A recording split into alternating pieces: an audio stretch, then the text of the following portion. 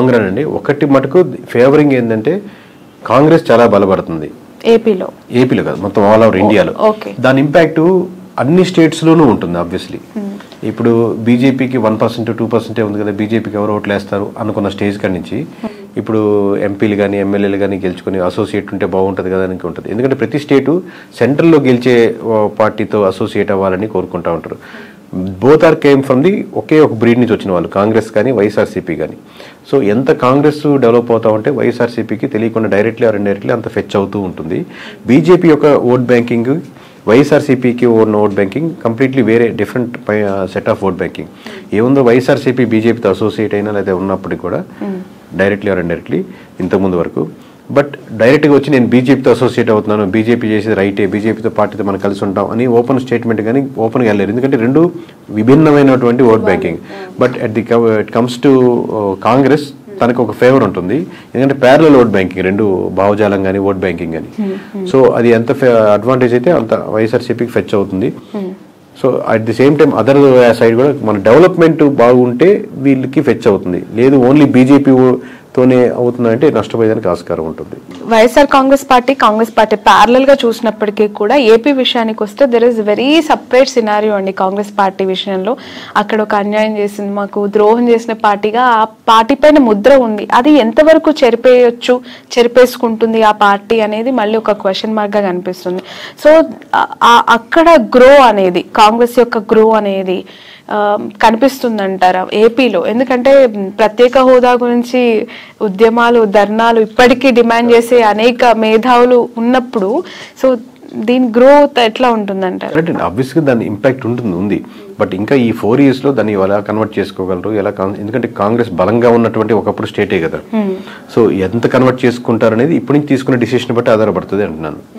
ఇప్పటికైతే మామూలుగా కాంగ్రెస్కి ఓట్ బ్యాంకింగ్ ఇక్కడ ఏపీ వరకు పెరిగిపోయింది, అద్భుతంగా ఉందని ఏం లేదు. బట్ నేను ఏంటంటే నేషనల్ వైడ్ నుంచి ఇంపాక్ట్ వస్తున్నప్పుడు దాని ఇంపాక్ట్ ఎంతో కొంత ఆంధ్రప్రదేశ్ మీద కూడా పడేదానికి ఆస్కారం ఉంది.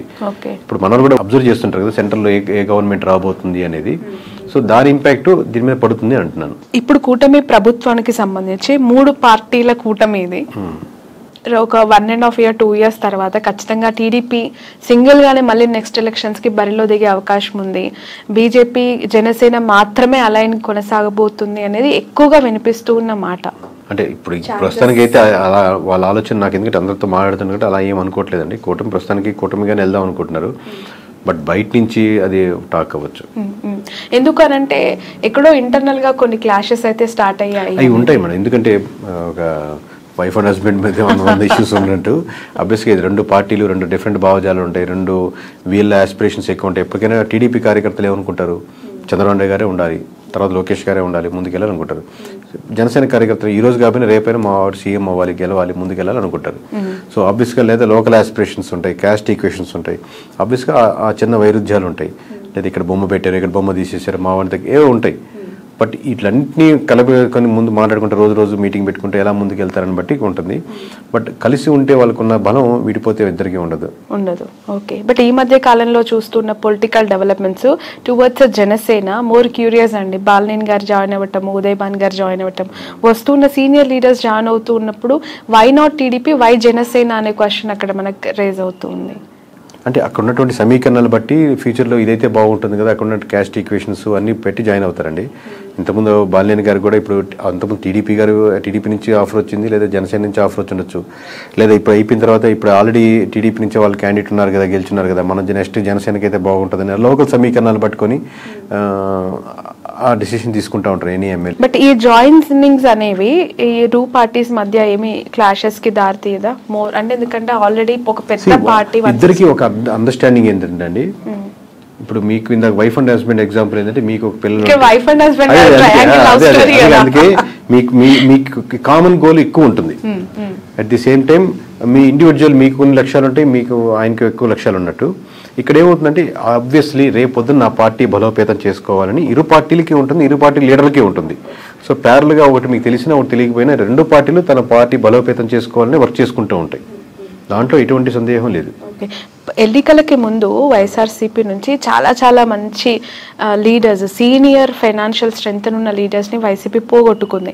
అది ఎంతవరకు కారణం అనేది ఇప్పటికి కూడా వాళ్ళు తెలుసుకున్నారో లేదో తెలియదు, కానీ బాలినేని లాంటి సీనియర్ లీడర్స్ ఇప్పటికీ కూడా వెళ్ళిపోతూ ఉన్నారు. వాట్ ఈస్ వైసీపీ ఫ్యూచర్ అండి, వైఎస్ఆర్సీపీ భవితవ్యం అంటే? ఇంతమంది 11 వచ్చినప్పటికీ కూడా కొంతమంది ఓడిపోయినా సీనియర్స్, ఇప్పుడు బొత్స గారు అవ్వచ్చు, పెద్దిరెడ్డి గారు అవ్వచ్చు, విజయసాయి రెడ్డి, ఇలాంటి పెద్ద పెద్ద సీనియర్ లీడర్స్ ఉన్నారు. సో ఎలా ఉండబోతుందంటారు ఫ్యూచర్, ఆ పార్టీ భవిష్యత్? అంటే ఎనీ పార్టీ అండి, నాట్ ఓన్లీ వైఎస్ఆర్సీపీ, ఎనీ పార్టీలో లీడర్స్ పోతుంటారు. ఇప్పుడు టీడీపీ నుంచి కూడా చాలా మంది వైఎస్ఆర్సీపీకి వెళ్ళినప్పుడు, లేదా ప్రజారాజ్యం నుంచి చాలా మంది మూవ్ అయ్యి ఉంటారు. పార్టీ మీరు స్ట్రక్చర్ అదే కాన్సెప్ట్ నిలబెట్టుకుని అదే ముందుకు వెళ్తూ ఉంటే లీడర్స్ వస్తుంటారు, పోతుంటారు, పార్టీలు ముందుకు వెళ్తూనే ఉంటాయి. బట్ మీరు అదే కాన్సెప్ట్ని, ఆ కాన్ఫిడెన్స్ని పీపుల్లో బిలీవ్ చేసేటట్టు ఉండగలిగితే టైం కొంచెం గడిచిన తర్వాత మీకు మళ్ళీ జనాలు నమ్మేదానికి ఆస్కారం ఉంటుంది. మీరు అసలు బిలీఫ్ సిస్టమే కోల్పోయారు అనుకోండి, లీడర్స్ మొత్తం 175 మంది యాస్టీజ్గా ఉన్నా కానీ ఏం గెలవలేవు. మీ సలహా ఏంటి? ఎవరికండి? 40% ఓట్ బ్యాంక్ వచ్చింది, 11 సీట్లే వచ్చాయి, అయినా ప్రతిపక్షంలో కూర్చున్నారు, ప్రతిపక్ష హోదానే లేదు అని చెప్పి మాట్లాడేవాళ్ళు. మీరు ఒక కేకే కన్సల్టెన్సీ నుంచి యాజ్ అ సీఈఓగా జగన్మోహన్ రెడ్డికి కావచ్చు, వైఎస్ఆర్సీపీకి కావచ్చు, వెళ్ళాలి వెళ్తాం అనుకునే లీడర్స్ కావచ్చు, వాట్ ఈస్ యువర్ అడ్వైస్? ఒక్కొక్క ఇండివిజువల్ ఎమ్మెల్యేకి ఒక్కొక్క నియోజకవర్గం బట్టి ఆబ్వియస్గా మేము ఇదే టెక్నికల్గా మేము ఇదే వాళ్ళ దగ్గర మనం చార్జ్ చేసి తీసుకొని అక్కడ వర్క్ చేసి సర్వే చేసి ఏది కరెక్ట్ ఉంటుంది, బాగుంటుంది, ఏది గెలిస్తే బాగుంటుంది అని చెప్తుంటాం. బట్ మీరు జనరలైజ్ స్టేట్మెంట్ అడుగుతున్నారు కాబట్టి ఇమీడియట్గా చెప్పలేదు. కొంతమంది ఏంటంటే అండి, నేను మళ్ళీ నెక్స్ట్ టైం గెలవాలి అనేది వస్తుంటారు. ఈ పార్టీ కాబట్టి ఏ పార్టీ అయినా గెలవాలి, నేను గెలిస్తే చాలు, ఏ పార్టీ అయినా పర్లేదు అది చెప్పండి అంటుంటారు. సో ఓవరాల్గా మీకు ఎక్కడైనా సరే ప్రజలు ఏం కోరుకుంటున్నారో ఆ ప్రజల పర్స్పెక్టివ్లో మీరు వర్క్ చేస్తున్న రెడీగా ఉందా లేదా, ఫ్యూచర్లో నాకు ఇక్కడ అవకాశం ఉంది అనుకుంటే రైట్. ఇది జనరలైజ్ స్టేట్మెంట్ చెప్పండి. అంటే జగన్ గారు ఏం చేస్తే ప్రతిపక్షంలో ఇంకా బెటర్ గా వాళ్ళు ఫైట్ చేయొచ్చు? ఎవరైనా అంటే ఇప్పుడు వీళ్ళు సిట్టింగ్ అన్న అపోజిషన్ అని ఒకటే, దీంట్లో ఏం పెద్ద ప్రిన్సిపల్లో ఏం తేడా లేదు. దీంట్లో మనం చెప్పేది గ్రౌండ్ రియాలిటీలో ఎటువంటి ఇష్యూస్ ఉన్నాయి, ప్రజలకు ఎక్కడెక్కడ మద్దతు కావాలి, ఏ వర్గాలకి నేను నిలబడాలి, అన్ని వర్గాల్లో నేను నాయకుడిగా నేను నిలబడాలి. నేను కాదు, నేను లీడర్స్ కాదు. లీడర్ ఎప్పుడు ఇంకా గొప్ప లీడర్ అవుతా అంటే మీరు ఎంతోమంది లీడర్స్ని రకరకాల సెక్షన్స్లో తయారు చేసినప్పుడు గొప్ప లీడర్ అవుతారు. అది ఇప్పుడు నేను రిక్రూట్ చేసుకుంటున్నాను, ఇప్పుడు మేము ఇంట్రెస్ట్ చేస్తా ఉన్నాను. ప్రతి ఇంటర్వ్యూలో నేను చూసుకునేది అంశం ఏంటంటే, నాకంటే ఇతనికి లేదా అమ్మాయికి ఎక్కువ టాలెంట్ టెక్నికల్గా ఈ విషయంలో ఉందా, లేదా ఆల్రెడీ ఉన్న వాళ్ళకంటే ఎక్కువ టాలెంట్ ఉందా అని చూసుకొని లీడర్ అవుతాడు. నాకంటే ఎక్కువ టాలెంట్ ఉండకూడదు, నేనే లీడర్ ఉండాలి అనేది కంటే కూడా ప్రతి నియోజకవర్గంలో ప్రతి అంశంలో నాకంటే వాక్చాతుర్యంలో కానీ, మాట్లాడే విషయంలో కానీ, సబ్జెక్ట్ నాలెడ్జ్లో కానీ, మాట్లాడితే కరెక్ట్గా మాట్లాడే పర్సన్స్ కానీ, అంటే అపోజిషన్ కూడా చాలా టెక్నికల్గా మాట్లాడుతున్నాడు, చాలా రైట్ ఇతను, ఓన్లీ అరిచేసి ఏదో తిట్టేసినట్టు కాకుండా అలాగా టెక్నికల్ సబ్జెక్ట్ ఉండే లీడర్స్ని మీరు డెవలప్ చేయగలిగితే ఈ ఉన్న 4-5 సంవత్సరాల్లో మీరు మళ్ళీ గవర్నమెంట్ ఫామ్ చేయడానికో లేదా మీరు ముందుకు రావడానికో తేడా ఉంటుంది. కానీ ఇదే పద్ధతిలో వెళ్తే, ఇదే లైన్లో వెళ్తా ఉంటే మళ్ళీ మీకు కష్టమే. ఓకే. ఈ 2 తెలుగు స్టేట్స్లో ప్రాంతీయ పార్టీలకు ఎంతో కొంత కోర్ ఓట్ బ్యాంక్ని కైవసం చేసుకొని సస్టైన్ చేస్తున్న పార్టీస్ని మనం చూస్తూ ఉన్నాం. ఇక్కడంటే ఇప్పుడు కాంగ్రెస్ అధికారంలోకి వచ్చింది, అగైన్ అక్కడ మళ్ళీ ప్రాంతీయ పార్టీ, ఆఫ్కోర్స్ జాతీయ పార్టీ అయినప్పటికీ కూడా వాళ్ళు ప్రాంతీయ పార్టీగానే ఎస్టాబ్లిష్ అయ్యారు టీడీపీ. సో ఒక ప్రాంతీయ పార్టీ యొక్క ప్రభావము, వాళ్ళ ఇంపాక్ట్స్ 2 స్టేట్స్లో ఇంతకాలం చూసిన ప్రజలు మతతత్వ రాజకీయాల్ని, మతతత్వ పార్టీలను ఎంకరేజ్ చేస్తాయా, కన్సిడర్ చేస్తాయా? అంటే ఇప్పుడు నేను నేషనల్ వైజ్గా చెప్తున్నా కదండి, మతానికి ఉన్న సంబంధించిన ఓట్ బ్యాంక్ అంటే ఇక్కడ ఎస్పెషల్లీ 2 తెలుగు స్టేట్స్ గురించి నేను మాట్లాడాను. అంటే కంపారిటివ్ నార్త్లో పోలిస్తే ఇప్పుడిప్పుడే సౌత్లో బీజేపీది కూడా ఇంకొంచెం ఉంది. కంపారిటివ్ చెప్తున్నాను, నార్త్లో ఎక్కువ బీజేపీ ఆల్రెడీ ఒక సాచ్యురేషన్ పాయింట్కి వెళ్ళిపోయింది. బట్ సౌత్లో ఇప్పుడిప్పుడే అక్కడక్కడక్కడ ఆ టైప్ ఆఫ్ చిగురిస్తూ లేదా ఆ థాట్ ప్రాసెస్లో ఉండి మన ధర్మం అనేది ఆలోచిస్తున్నారు. బట్ అది ఓట్ బ్యాంకింగ్ సరిపోదు గెలిచేదానికి అనుకుంటున్నాను. ఒకసారి మీకు సెంట్రల్లో బీజేపీ తగ్గిపోతుంది అనుకోండి, దాని ఇంపాక్ట్ మన స్టేట్లో కూడా పడుతుంది. మొత్తం స్టేట్లో సెంటర్లో మనకు గవర్నమెంట్ మారుతుంది అనుకోండి, అది మన స్టేట్కి వచ్చేసరికి కూడా మన ఇంపాక్ట్ పడుతుంది. ఎప్పుడైతే మీకు బీజేపీ మీద ఎఫెక్ట్ ఎక్కువ పడిపోతుందో, బీజేపీ మునిగిపోతుందో, దానికి బీజేపీ ఆధారితంగా నిలబడిన పార్టీలు కూడా దాని ప్రభావం, దాని ఎఫెక్ట్ ఎంతో కొంత తీసుకో తప్పదు. Okay. In future Nara Lokesh గారికి, పవన్ కళ్యాణ్ గారికి ఎవరికి ఎక్కువగా సీఎం అయ్యే అవకాశం ఉంది అని అంటారు? మీ అజంప్షన్ ఏంటి? అది చెప్పలేము, ఎందుకంటే అండి ఇది హైపోథెటికల్గా ఆబ్వియస్గా చంద్రబాబు నాయుడు గారు ఉన్నంతసేపు ఆయన గవర్నమెంట్ రన్ అవుతూ ఉంటుంది, 5 years ఇబ్బంది లేదు కదా. But going forward obviously TDP కానీ టీడీపీ కార్యకర్తలు కానీ ఎట్లాగైనా సరే మా చంద్రబాబు నాయుడు గారు సీఎం ఉండాలి, దాని తర్వాత లోకేష్ గారే వాళ్ళు కోరుకుంటారు. పవన్ కళ్యాణ్ గారు ఫాలో అయ్యేవాళ్ళు ఆబ్వియస్గా పవన్ కళ్యాణ్ గారు సీఎం అవ్వాలి, ఇంకా సీట్లు 21 నుంచి మేము 71, 100 సీట్లు వెళ్ళాలని కోరుకుంటారు. బట్ ఇద్దరు కూటమిగా వెళ్ళాలనుకుంటున్నారా, సెపరేట్గా వెళ్ళాలనుకుంటున్నారా? మీరు ఇందా చెప్పినట్టు టీడీపీ సెపరేట్ అయ్యి బీజేపీ ఆబ్వియస్గా బీజేపీ జనసేన వెళ్ళాలనుకుంటున్నా, దీనివల్ల ఇట్లా సెపరేట్ అయితే మళ్ళీ వైఎస్ఆర్సీపీకి ఫెచ్ అవుద్దా?